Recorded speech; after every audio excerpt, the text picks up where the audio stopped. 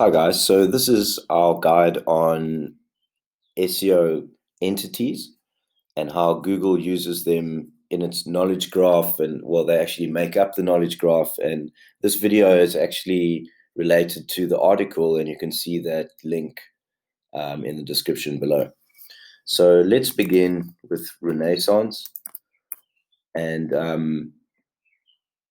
you will see all this information comes up.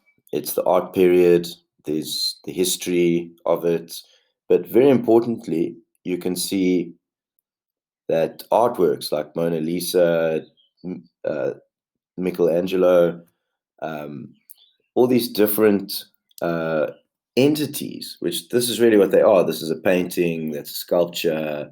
Then there's these related movements, which are also entities as such. They are linked. So we can see, and then Middle Ages, which obviously came, everything is interlinked, and in that 4D, almost 4D type way, that you can imagine this giant mind map in almost 4D, almost everything interlinked.